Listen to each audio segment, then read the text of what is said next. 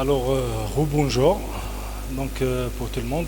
On commence notre cours intitulé Cryptococcus et Cryptococcose et aussi on fait la malassisiose.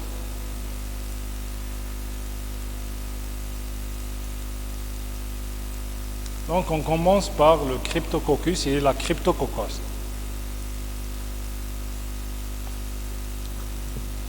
Avant de commencer, قبل ما نبداو جوست نقول لكم هنا في الميكروفون مام هذو اللي يسمعوا انتم اللي راكم في الدار تسمعوا باش تفهموا باللي هذو لي ديابو سي l'explication تاع لي بوليكوب مي il faut retenir les polycopes ماشي لي ديابو هذو يعني واش تحفظوا انتم لي بوليكوب لي كيستيون راهم يجيو من لي بوليكوب داكور يعني هذو سي دي بوين le polycope il est bien expliqué. D'accord. Alors, on fait une petite définition concernant les mycoses, les cryptococcoses. Donc, la cryptococcose, il s'agit d'une mycose cosmopolite. Donc, elle est fréquente dans le monde entier. Elle est due à une levure encapsulée appelée cryptococcus. Donc, généralement, cette levure, elle survient chez les sujets à risque, surtout les sidiens. Donc, elle est classée en deuxième rang dans les infections opportunistes. Donc, c'est une infection opportuniste. Généralement, si on ne traite pas, elle est fatale. La localisation clinique la plus fréquente, c'est la localisation méningo-encéphalique, qui est grave aussi. L'agent pathogène, donc c'est quoi Cryptococcus neoformans? Donc Cryptococcus neoformans, c'est l'espèce la plus incriminée en pathologie humaine. Donc c'est une levure, ça profite du milieu extérieur, retrouvée surtout, généralement retrouvée au niveau des fientes du pigeon ou bien au niveau des localisations des chauves-souris. Donc c'est ça la localisation la plus fréquente. Et généralement, elle a un comportement opportuniste. La levure, c'est une petite levure, comme vous voyez là, c'est une petite levure de 3 à 8 micromètres de diamètre, entourée d'une capsule mycopolysaccharidique. Donc cette capsule, elle est très caractéristique. Donc la levure, la levure هذه مانيش نشوف من لو كوان هذا دونك هذه هي لا levure elle est entourée d'une capsule polysaccharidique donc la capsule تاعها باينه. Pour la classification, il y a 3 sous-variétés. Il y a la sous-variété donc Cryptococcus neoformans variété neoformans qui englobe le sérotype D. Généralement, c'est une infection cosmopolite qui infecte les sujets immunodéprimés. Il y a Cryptococcus neoformans variété Gatti qui englobe le sérotype B et C, qui est fréquente au niveau des régions subtropicales, surtout au niveau de l'Afrique. Et généralement, le milieu naturel de cette variété, c'est l'eucalyptus. Il y a aussi le Cryptococcus neoformans variété Grubi, donc elle englobe le sérotype A qui infecte surtout les sujets atteints par le VIH. Les autres sous-variétés, il y a les autres Cryptococcus, il y a Cryptococcus laurentii, Cryptococcus albidus, Cryptococcus unigutalutus, donc ça profite, dont on ne connaît pas vraiment l'habitat de façon précise et généralement elles peuvent être à l'origine d'onychomycose. Le mode de contamination, généralement la contamination se fait par inhalation de spores, donc c'est la primo-infection pulmonaire latente, donc l'atteinte pulmonaire c'est une primo-infection. Rarement la contamination se fait par voie cutanée lors généralement des traumatismes. La répartition géographique. Donc, généralement, c'est une infection cosmopolite, mais ils ont fait une répartition selon le sérotype et les sous-variétés. Généralement, pour le sérotype A, généralement la sous-variété Gruby, elle est cosmopolite, mais elle est très fréquente en Europe. La sous-variété Gatti, qui englobe le sérotype B ici, elle est fréquente au niveau de l'Asie, des États-Unis, l'Amérique latine et les régions tropicales. Le sérotype D, la sous-variété Neoformans, qui englobe le sérotype D, donc elle est cosmopolite, mais elle est très fréquente en Europe. Les facteurs favorisants de cette infection. Généralement, c'est une infection opportuniste, plus ou moins fréquente chez les immunodéprimés, donc surtout chez les immunodéprimés. Les facteurs favorisants de cette infection, il y a les facteurs intrinsèques qui sont liés au sujet atteint, il y a les facteurs extrinsèques, ou bien les facteurs iatrogènes, et il y a les facteurs spécifiques qui sont liés aux champignons, ou bien à la levure elle-même. Donc on commence par les facteurs intrinsèques, donc, qui sont liés au sujet, à savoir surtout les sujets atteints par le VIH qui ont surtout des CD4 inférieurs à 100, les sujets atteints par des hémopathies malignes ou bien les sujets atteints par sarcoïdose, donc généralement lors des atteintes de l'immunité. Deuxième facteur, c'est les facteurs iatrogènes, donc c'est surtout les thérapies lourdes, donc à savoir la radiothérapie ou bien l'utilisation des antimitotiques. Les facteurs spécifiques ou bien les facteurs liés aux champignons ou bien les facteurs de virulence de Cryptococcus, c'est surtout la thermotolérance, donc ce champignon se développe à des températures assez importantes, donc 37 degrés, donc c'est la température corporelle, le corps ternain, la température ternaire, elle est de 37 degrés. C'est pourquoi elle favorise, donc le champignon là, il se développe même chez l'homme. Le deuxième facteur de virulence, c'est la taille de la levure. Donc la taille de la levure, elle est inférieure à 5 micromètres. Donc ce qui favorise la pénétration de cette levure à l'intérieur des alvéoles humains. Donc c'est assez petit, 5 microgrammes, c'est une petite levure.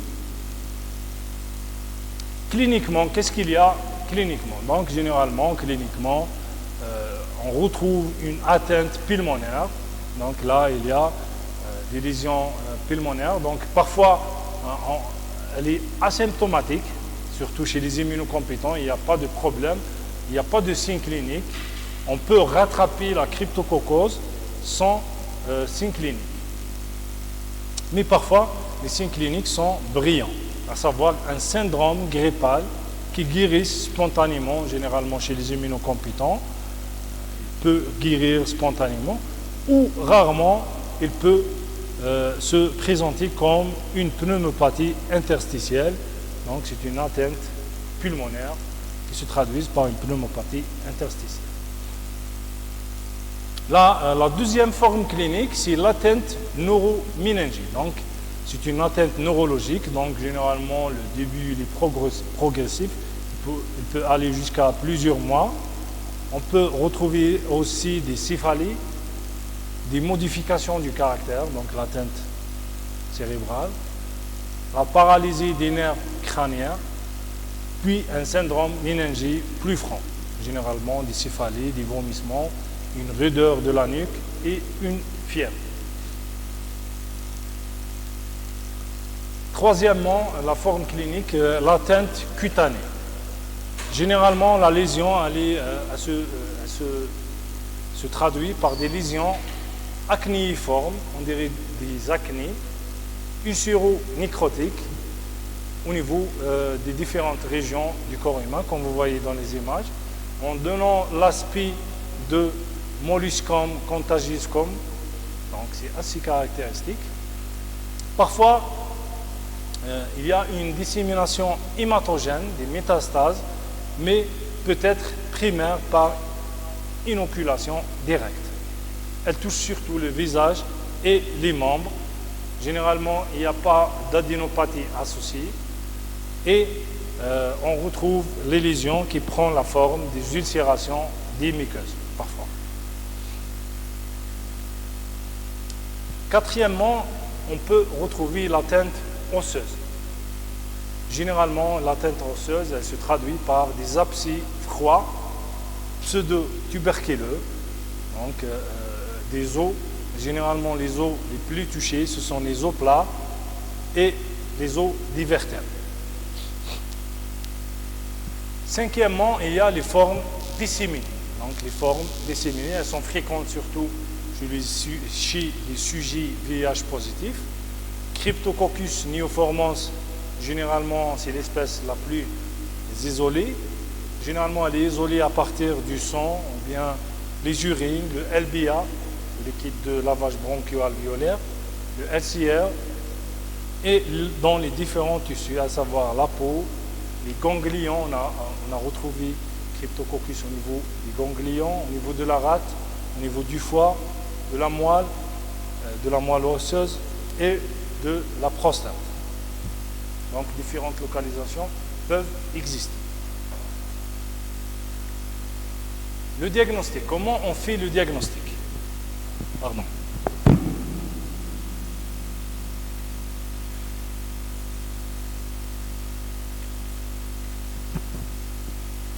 Alors, le diagnostic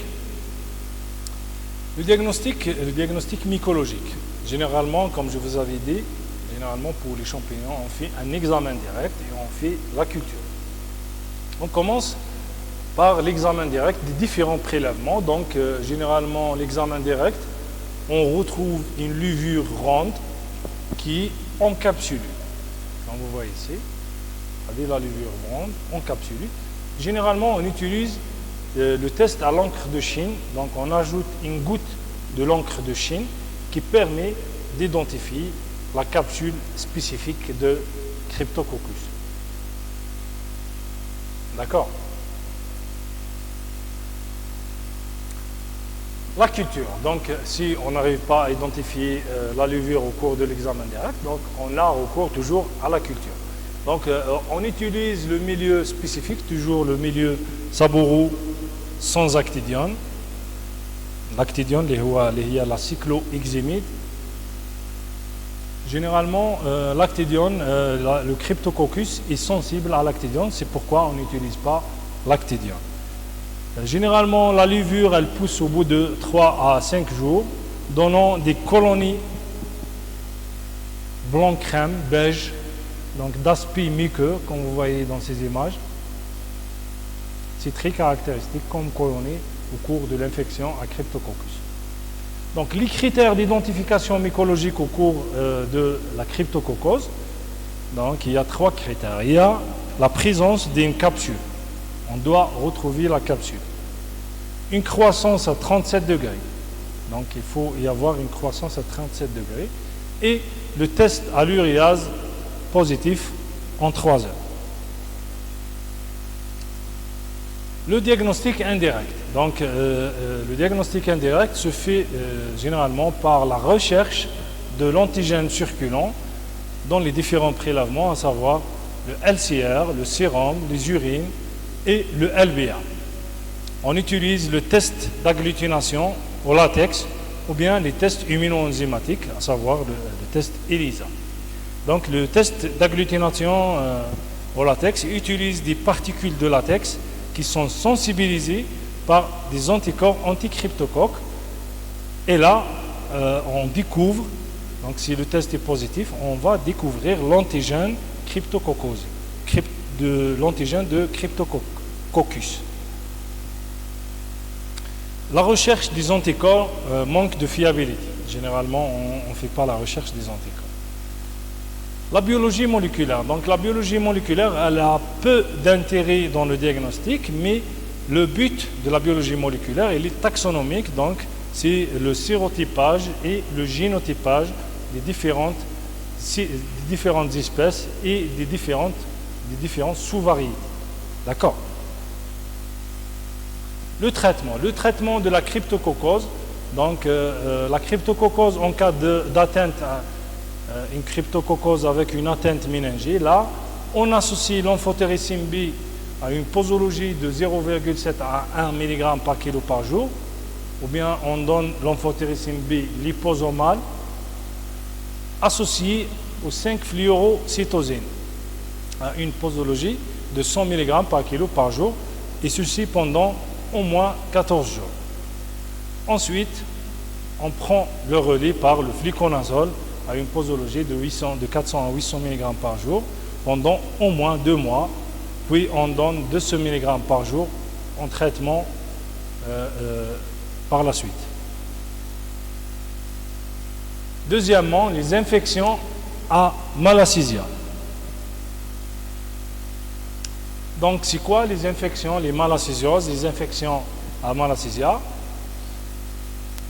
Alors, ce sont des infections des mucoses superficielles, cosmopolites, de le monde entier qui a la levure, qui sont dues à des levures lipophiles du genre malassezia. Lipophile, ça veut dire cette levure, elle a une affinité envers les lipides.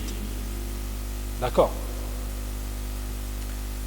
La principale espèce impliquée en pathologie humaine, c'est Malassezia furfur, qui est normalement une levure commensale de la peau. Donc, elle existe sur la peau, elle ne fait rien, mais elle peut provoquer, lorsqu'il y a des facteurs favorisants que nous allons voir par la suite, elle provoque des lésions. Parmi ces lésions, il y a le pityriasis versicolor. Pityriasis versicolor, normalement, كنتوا شفتوه كامل. شفتوه عند الناس. C'est des lésions كيما هذو اللي تشوفوهم. Ou bien le pityriasis capitis, ou bien les folliculites à malassezia. Donc nous allons les voir une par une. Alors pour l'agent responsable de ces infections, la plus connue c'est Malassezia furfur, qui est responsable de pityriasis versicolor. Actuellement, on distingue plusieurs espèces, à savoir Malassezia furfur, la plus incriminée, Malassezia sympodialis, Malassezia globosa, Malassezia restricta, Malassezia obtusa, Malassezia pachydermatis, Malassezia sloufii. Les malassésioses sont des levures lipophiles et kératinophiles. Ça veut dire qu'elles ont une affinité envers les lipides et la kératine, surtout la kératine humaine.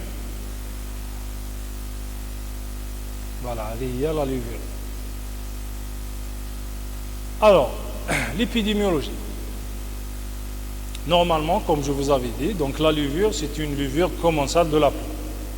Mais il y a des facteurs qui favorisent le développement de cette levure. Parmi les facteurs, il y a la peau grasse. La peau grasse. Pardon. La peau grasse, c'est surtout lorsqu'on utilise l'huile solaire. Généralement, elle a une infection. C'est-à-dire l'huile de bronzage et ce qui favorise le développement de ce champignon. D'accord? La chaleur, l'humidité, la sédation, donc ces trois facteurs sont fréquents dans les régions tropicales. C'est pourquoi on retrouve beaucoup de ce champignon, cette levure, dans les régions tropicales. La grossesse aussi, c'est un facteur favorisant. L'hypercorticisme, l'immunodépression, la prédisposition génétique, là, ce sont les facteurs qui favorisent le développement de cette infection. Cette infection, généralement, elle n'est pas contagieuse. Donc, n'ayez pas peur. Cliniquement, la forme clinique la plus retrouvée, c'est le pityriasis versicolor. Donc, surtout au niveau du dos, au niveau du cou. Donc, on peut retrouver la lésion dans ces deux régions plus fréquemment, mais elle peut toucher tout le corps de l'homme. Généralement, ce sont des macules, comme vous voyez, de couleur chamois, finement squameuses. Il y a des petites squames, donc ce qui donne le signe de coupou, qui s'étendent d'une façon toujours centrifuge. L'évolution du champignon se fait d'une façon centrifuge. La forme acromiante existe, ça veut dire c'est une lésion acromiante. Les taches apparaissent généralement en négatif sur la peau bronzée. La lésion, elle est blanche. Le contraire, la lésion, elle est noire. Donc elle apparaît en négatif. C'est pourquoi on l'a appelée versicolore. Elle change de couleur selon la couleur de la peau. D'accord? Voilà, là, les lésions sont foncées.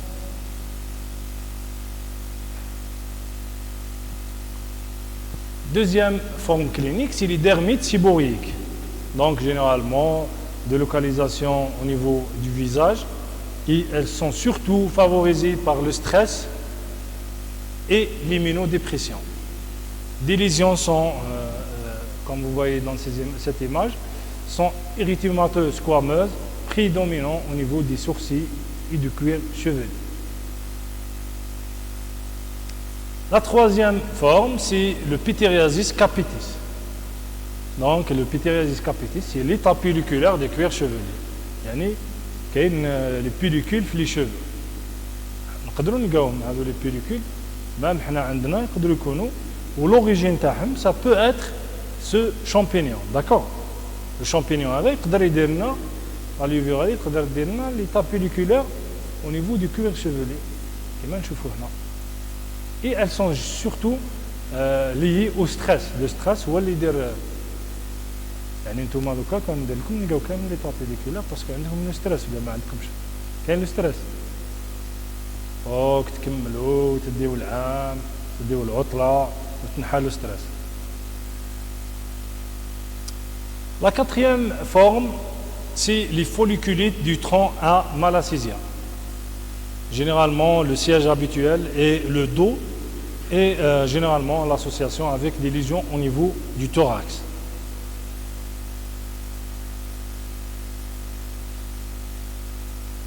Les infections systémiques dues à Malassezia. Donc, on retrouve Malassezia furfure et Malassezia pachydermatis qui sont les plus incriminés.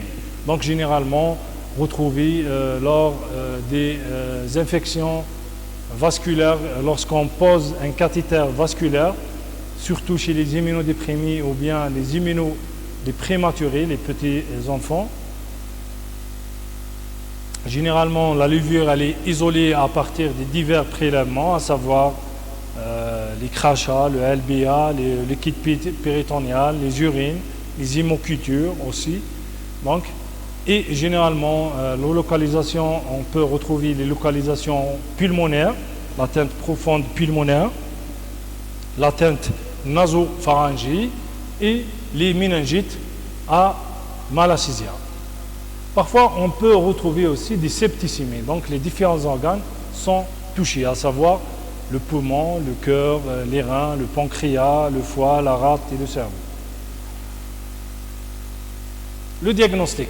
Généralement, le diagnostic, en premier élément qui nous oriente, c'est la lumière de Wood. On utilise la lumière de Wood, donc qui donne une fluorescence jaunâtre pour guider le prélèvement. Donc, généralement, on fait le prélèvement par un grattage des lésions. Donc, on fait un grattage des lésions par un vaccinostyle ou bien à la curette qui ramène des squames qui sont ensuite examinés entre l'âme et la lamelle. Mais l'examen le plus utilisé, c'est le scotch test. C'est le scotch test cutané. Un ruban adhésif, un ruban de cellophane adhésif transparent. On le colle sur la lésion. Ensuite, on le colle sur la lame et on observe au microscope. On chauffe le microscope. L'examen direct, généralement, l'examen des squames au microscope se fait après l'ajout d'un éclaircissant. Généralement, on peut ajouter une goutte d'un éclaircissant qui est faite de la potasse à 30 degrés ou bien le noir chlorazole. Qu'est-ce qu'on va observer? On va observer des grappes de levure qui sont rondes et à parois épaisses, qui mettent maintenant, de 2 à 6 micromètres de diamètre, généralement elle est associée à des filaments qui sont courts et épais. Au cours de l'infection de dermatite séborrhéique, généralement, les levures ont une forme ovale. Au cours de l'infection de pityriasis capitis, généralement, on retrouve des cellules bourgeonnantes sans pseudomycélium. Dans les localisations profondes, donc dans les septicémies, le diagnostic repose sur la culture. Donc la culture, rarement réalisée en pratique courante, généralement on déroule le diagnostic, l'examen derrière. Mais parfois on peut utiliser la culture. Donc la culture, on déroule le milieu saboureux, ou qui est le champignon, la levure, l'hypophile, on ajoute des gouttes d'huile d'olive. On ajoute des gouttes d'huile d'olive sur le milieu. Ou bien on utilise le milieu de Dixon, qui est spécifique de Malassezia. Le milieu de Dixon, c'est spécifique de Malassezia. Qu'est-ce qu'on observe? Généralement, macroscopiquement, la morphologie microscopique et l'étude à la pousse à 40 degrés et l'assimilation de chromophores et de twins permettent de différencier les différentes espèces. Yani les étapes on déroule la différenciation des différentes espèces. On a des espèces bzaf. D'accord. Le traitement, généralement, c'est l'application de ketoconazole en topique, de l'homme kétoderme, gel mousson à 2%, 2 applications par semaine. D'accord. Il y a un shampoing, shampoing à base de ketoconazole. Il y a un pharmacien, on a un shampoing, il douche bien 2 fois par semaine. D'accord. Mais généralement, il y a un risque de récidive. La maladie, pour éviter les récidives, il convient de maîtriser les facteurs favorisants. Le malade, voilà la maladie. Qu'est-ce qu'il provoque la maladie? Donc, il faut maîtriser les facteurs qui favorisent cette maladie. Il faut aussi un traitement préventif avant chaque été avec le ketoconazole en topique peut être proposé. On peut proposer les sujets toujours les infections, les atteintes par Malassezia. On peut proposer le ketoconazole. Voilà, d'accord. Pour les lésions extensives, donc il faut un traitement par voie orale de 10 jours par le fluconazole. On donne le fluconazole pendant 10 jours. La conclusion, les malassésioses, ce sont des infections très fréquentes, récidivantes, bénignes, graves, inesthétiques, mais qui ne sont pas contagieuses. D'accord. Voilà, je vous remercie pour votre attention. Si vous avez des questions, n'hésitez pas. هذا هو لو ديرني كور تاعي معكم. إذا كان كاش ما عندكم دي كيستيون سقسيوني. Voilà, normalement le contrôle le 7 هكذا le 7 إن شاء الله. Voilà, je vous remercie. Si vous avez des questions, n'hésitez pas.